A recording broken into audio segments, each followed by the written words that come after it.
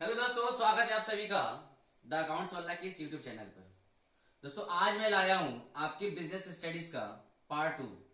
इसके पिछले वाले वीडियो में हम लोगों ने ये पढ़ लिया था कि प्रबंध क्या होता है, इसकी विशेषताएं क्या होती है और इसका महत्व क्या होता है। नॉर्मली होगी ये सभी चीजें। आज हम बात करते हैं कि प्रबंध की प्रकृति क्या होती है, मतलब प्रबंध की प्रकृति कैसी होती है, कैसे इसका नेचर होता है। आपके बुक में 3 चीजें दी गई होंगी। पहला, कला के रूप में, मतलब बोला ये जाता है क्या प्रबंध कला होता है क्या, जो हम दूसरों से काम करवाते हैं। एक्चुअली में इस टॉपिक का मतलब क्या है कि जो हम दूसरे से काम करवाते हैं वो क्या है, काम करवाना कला है या फिर एक विज्ञान है या फिर वो पेशा है। तो इसे देखने के लिए सबसे पहले हमको इन तीनों चीजों के बारे में अच्छे से समझना पड़ेगा। तो चलिए समझते हैं। सबसे पहले तो कला के रूप में अगर जानना हो आपको तो देखना ये पड़ेगा कि कला क्या होता है। और कला में कुछ पॉइंट्स होते हैं, जैसे क्या, सैद्धांतिक ज्ञान का होना। अगर कला है, बाय द वे आप एक सब्जेक्ट कला को ले लो, वो जब भी चलता है तो कहीं ना कहीं उसमें कुछ सिद्धांत होते हैं। दूसरा पॉइंट है व्यक्तिगत योग्यता अनुसार प्रयोग। कहने का मतलब कि नॉर्मली अगर 2 चीजों को मैं उठाऊं या 2 लोगों को उठाऊं और एक को बोलूं कि भाई तुमने जो एक्सपीरियंस गेन किया है, मतलब अगर ड्राइंग बनाने की अगर मैं किसी को देता हूं तो क्या लगता है, जो जिसके पास सबसे ज्यादा एक्सपीरियंस होगा वो अच्छा बनाएगा या फिर जिसके पास एक्सपीरियंस नहीं वो अच्छा बनाएगा। तो नॉर्मली आंसर ये है कि नहीं, जिसके पास एक्सपीरियंस है वो काफी ज्यादा तक, काफी हद तक वो अच्छा बनाएगा। तो व्यक्तिगत योग्यता अनुसार जो प्रयोग होता है इसका, कहने का मतलब ये है कि अगर आप प्रबंध को कला के रूप में प्रयोग करते हो तो नॉर्मली अगर आप एक अच्छा प्रबंध कर रहे हो तो आपके अंदर आपकी योग्यता उसमें शामिल होती है। आप जितनी आपकी योग्यता होगी आप उतने अच्छे से प्रबंध कर सकते हो। और यहां पर अगर कला की बात करूं, ड्राइंग बनाना, तो जितनी आपकी योग्यता होगी आप उसी हिसाब से ड्राइंग बना सकते हो। तो कहीं ना कहीं ये दोनों चीजें प्रबंध में मैच कर रही हैं, क्योंकि प्रबंध भी वही है भाई, जितना अच्छा तुम्हारा व्यक्तिगत प्रयोग जितना कर सकते हो इतना इफेक्ट डाल सकते हो, उसी हिसाब से हम ये बात करते हैं। तीसरा पॉइंट है व्यवहार एवं रचनात्मकता पर आधारित। भाई हर चीजें कला में क्या होती है ना, बहुत पहले चलती है कला वाली चीजें, वैसे ही प्रबंध भी है, बहुत पहले चलता आ रहा है। तो ये तीनों चीजें प्रबंध से बिल्कुल सेम है, इसलिए ये कहा जाता है कि हाँ भाई प्रबंध कला तो है। मतलब इन तीनों पॉइंट से हमें ये बिल्कुल क्लियर हो जा रहा है कि प्रबंध कला है। अब बात करते हैं इसके विज्ञान के बारे में। क्या प्रबंध विज्ञान भी है? तो उसके लिए मुझे ये समझना पड़ेगा कि प्रबंध में और विज्ञान में क्या बिल्कुल सेम है, बिल्कुल कॉमन है चीजें। जैसे विज्ञान में क्या होता है, क्रमबद्ध ज्ञान का समूह। विज्ञान क्या होता है भाई, आप लोगों ने पढ़ा होगा, सुव्यवस्थित सुसंगठित ज्ञान को हम विज्ञान कहते हैं, ऐसा होता है। तो आपके इस प्रबंध करने के लिए आपको जो भी चीजें वहां पे रिक्वायर होती है, सबसे पहले कि आपके वहां पे ज्ञान की ज्यादा रिक्वायरमेंट होती है। जिस तरीके से विज्ञान में हमको सभी चीजों के बारे में स्टेप बाय स्टेप समझाया जाता है, वैसे ही प्रबंध में भी हमको स्टेप बाय स्टेप सभी चीजों को बताया जाता है। तो ये पॉइंट उसमें मैच कर रहा है प्रबंध से। दूसरा, परीक्षण पर आधारित सिद्धांत, यानी कि जो विज्ञान के सिद्धांत होते हैं ना, ये बाकी चीजों के प्रैक्टिकली आधारित होते हैं। पहले लोगों ने क्या किया होता है ना कि इसको खुद इसको देखा होता है, जांचा होता है। हाँ भाई, अगर एक मशीन है उसकी क्षमता है कि 1 घंटे में वो 10 यूनिट का प्रोडक्शन करता है, तो भाई वो बिल्कुल प्रैक्टिकली उसको देखा गया तब बता सकते हैं। नॉर्मली से नहीं कह सकते कि हाँ भाई ये 10 भी कर सकता है, 12 भी कर सकता है, तो प्रैक्टिकली नहीं माना जाता है। तो प्रबंध के हिसाब से, जो प्रबंध के अभी हम लोग एक चैप्टर पढ़ेंगे, इसमें आपके बुक में एक चैप्टर दिया गया होगा, इसके जस्ट आगे वाला प्रबंध के सिद्धांत। तो उसमें भी हम लोगों को पहले सिद्धांत बताए जाएंगे कि प्रबंध कैसे काम करता है, क्या क्या चीजें हैं जो कि फॉलो करनी चाहिए उसमें। तो अब बिल्कुल उसी तरीके साइंस में भी होता है, क्योंकि साइंस के भी अपने कुछ सिद्धांत होते हैं, बिना सिद्धांत के साइंस नहीं चलता है बिल्कुल। तो 2 चीजें यहाँ पर, एक तो ये क्रमबद्ध ज्ञान का समूह जो कि विज्ञान में भी होता है और प्रबंध में भी होता है। उसके परीक्षण पर आधारित सिद्धांत, यानी विज्ञान के सिद्धांत जो होते हैं वो परीक्षण पर आधारित होते हैं। ठीक उसी तरीके से प्रबंध के भी सिद्धांत हमारे परीक्षण पर आधारित होते हैं। तो ये भी मैच कर रहा है।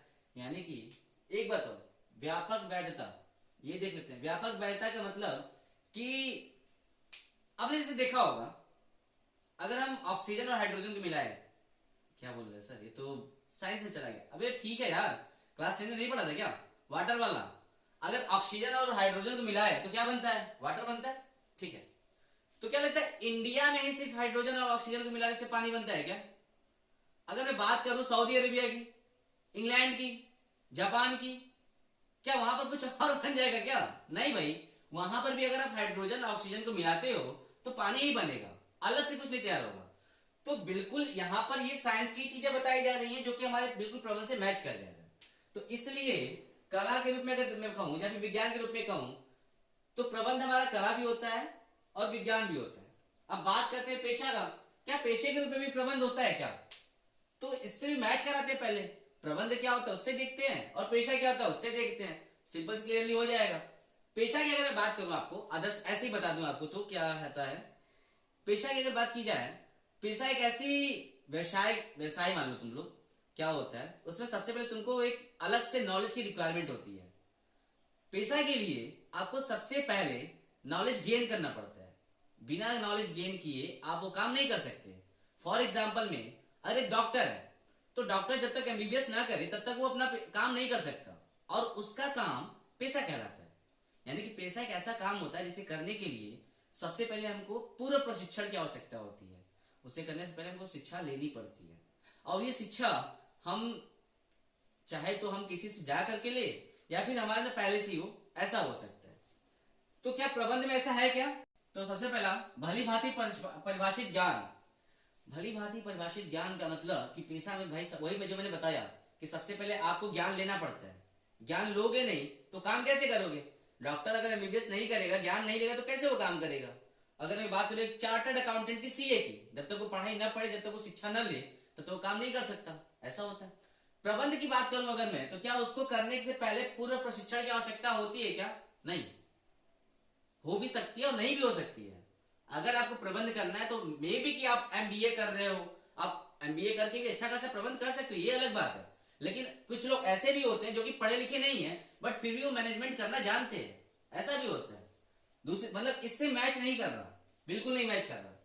दूसरा पॉइंट अवरोधित प्रवेश। अवरोधित प्रवेश का मतलब कि वो रिस्ट्रिक्टेड एंट्री होता है, उसमें सभी लोग नहीं जा सकते।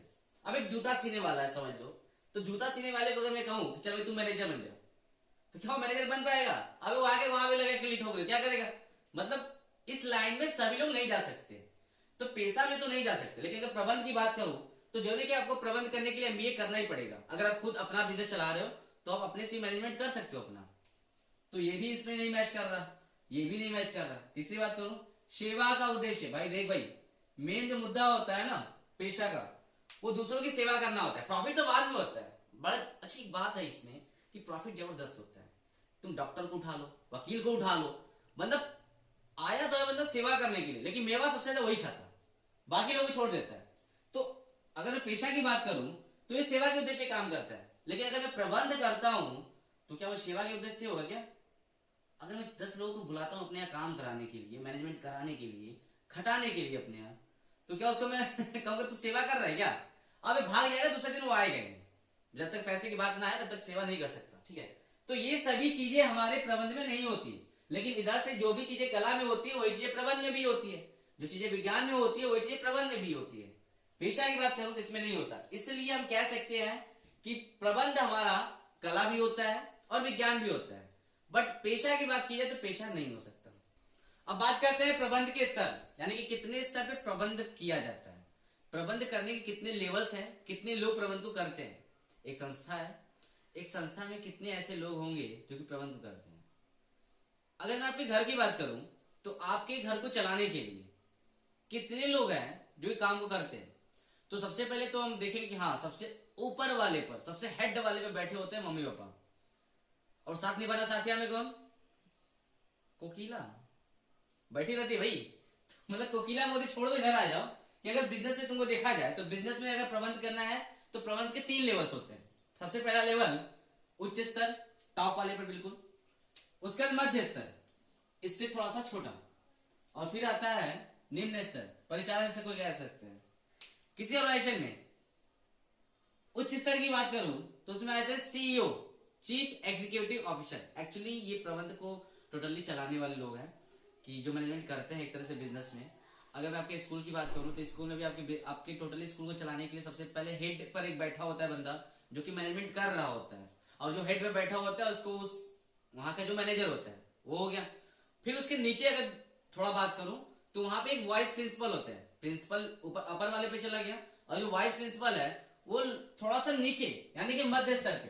प्रबंध तो वो भी कर रहा है, लेकिन कौन सा उसका लेवल है? कहीं ना कहीं मध्य वाला है। अपर वाले में बात करूं जहां पे सिर्फ थोड़े लोग होते हैं, उच्च स्तर पे सिर्फ थोड़े ही लोग होते हैं, वो ज्यादा लोग नहीं होंगे। हो सकता है वो संस्था का ओनर हो, एक ही है, या फिर अलग से जो कि संस्था चलाने वाला वो हो सकता है। मध्य स्तर की बात करूं तो भाई ये क्या करता है, सबको मध्य स्तर वाले को ऑर्डर देता है, भाई ऐसे काम करो, ऐसे काम करवाना तुमको, तो ये मध्य स्तर वाला हो गया।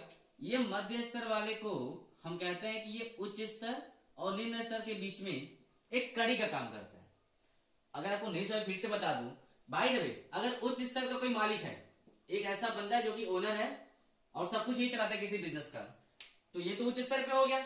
लेकिन अगर इसको बात करना होगा जो नीचे वाले इसके जो टॉप बिल्कुल टॉप पर से लो लेवल पर है, ये लो लेवल वाले, अगर इससे बात करना होगा तो डायरेक्टली ये नहीं आता बात करने के लिए, सबसे पहले जाएगा कहां पे, मध्य वाले क्या, आजा भाई जो हमारे यहाँ पहले से पढ़े, पहले उनको मैं भाषण दे देंगे, ज्ञान बांट देंगे, और वो जब इनको ज्ञान बांट देगा तो ये अगर के नीचे वालों सभी से बताते हैं। एक्चुअली ये प्रबंध को इस तरीके से बांटा गया है यहाँ पर, जो प्रबंध के स्तर है कि आप किससे बात कर सकते हो, किससे आप एडवाइस लोगे, किसको आप एडवाइस दोगे, किसका आप कहना मानोगे, किसका आप कहना सुनोगे, इस हिसाब से बातें कही गई है। तो स्कूल में भी वही होता है, घर पर भी यही होता है, और बिजनेस में भी यही होता है। बिजनेस में टॉप पर कौन बैठा होता है, जो उस बिजनेस का मालिक होता है। फिर थोड़ा नीचे आ जाए तो वहां पे जो हेड होते हैं, मतलब डिपार्टमेंट के हेड, जैसे इसमें मैंने क्या बताया, आपके उच्च स्तर पे कौन आ जाता है, चीफ एग्जीक्यूटिव ऑफिसर सबसे टॉप पर, बोर्ड ऑफ डायरेक्टर ये आ जाएंगे, उसका किसी संस्था का चेयरमैन, अगर ये तीनों हैं तो इनको टॉप लेवल मैनेजमेंट यानी कि उच्च स्तर प्रबंधक कहा जाता है। दूसरी बात करता हूं मध्य स्तर की, तो इसमें डिपार्टमेंटल मैनेजर आ जाते हैं। जैसे कोई शॉप है और बड़ी सी शॉप है अगर, और उस शॉप का एक मालिक जो है वो टोटली अपर वाले लेवल पर है, यानी कि उच्च वाले प्रबंध पर है। अब उसने क्या किया ना कि जो शॉप जिसका है उस शॉप में अलग अलग डिपार्टमेंट है, जैसे मैंने यहां बता दिया अलग अलग डिपार्टमेंट है। एक सेल्स डिपार्टमेंट यानी कि एक ऐसा डिपार्टमेंट है जो सिर्फ सेल्स करने का काम करता है। एक ऐसा डिपार्टमेंट है जो कि परचेस करना, सिर्फ खरीदने का काम करता है। एक ऐसा डिपार्टमेंट सिर्फ कैश वाला यानी कि पैसा कितना आया, पैसा कितना गया, सिर्फ ये रिकॉर्ड करने का काम करता है। एक ऐसा डिपार्टमेंट जो कि सिर्फ पोस्ट वाला काम करता है, और दूसरा ऐसा है जो कि एडवर्टाइजिंग का काम करता है। मतलब ऐसा डिपार्टमेंट, अगर एक बड़ा सा आपका ऑर्गेनाइजेशन है तो उस संगठन उस ऑर्गेनाइजेशन में कहीं ना कहीं ये सभी डिपार्टमेंट होते हैं, और इन डिपार्टमेंट का भी कोई हेड होता है। लेकिन पूरे संस्था का हेड नहीं होता। पूरे संस्था का अगर हेड होता है तो उसको हम सीईओ कहते हैं, बीओडी कहते हैं, चेयरमैन कहते हैं। लेकिन जो अपने पास एक डिपार्टमेंट का हेड होता है उससे हम कहते हैं कि ये मध्य स्तरीय प्रबंधक का बंदा है। समझ आ रहा है सभी को? अब बात करते हैं ये जो नीचे वाले पे आ जाते हैं, जैसे फोरमैन हो गए, यहाँ पे, और उसके बाद सुपरिंटेंडेंट हो जाते हैं।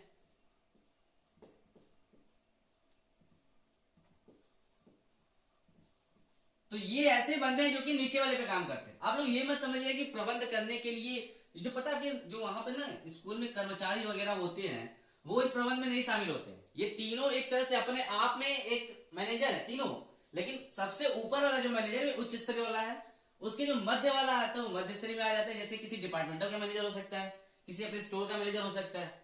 उसके बाद जो बिल्कुल अब क्या होता है ना कि ये लोग क्या, मध्य स्तरीय वाला इसके बीच में और इसके बीच में एक कड़ी का काम करता है। इसकी इंफॉर्मेशन ऊपर वाले तक और ऊपर वाले की इंफॉर्मेशन नीचे वाले तक ले जाने में सहायता प्रदान करता है। तो आई होप कि आपको ये चीज समझ आई होंगी। तो बच्चों आज की इस वीडियो के लिए बस इतना ही। मिलते हैं फिर इसके बाद नेक्स्ट वीडियो में, जहां पर ये चैप्टर हमारा बिल्कुल क्लोज हो जाएगा, और फिर उसके बाद हम पढ़ेंगे कोई नया वाला चैप्टर। सो प्लीज बच्चों, अगर आप पहली बार हमारे चैनल पर आए हो तो प्लीज प्लीज प्लीज सब्सक्राइब कर दो, लाइक कर दो अगर अच्छा लगे हो तो। और अगर आप किसी अदर टॉपिक पर भी वीडियो चाहते हो तो प्लीज मुझे कमेंट सेक्शन में जरूर बताइएगा। मैं उसमें तुरंत कहीं ना कहीं आपके लिए कुछ ना कुछ जरूर किया जाएगा। सो आज के लिए धन्यवाद।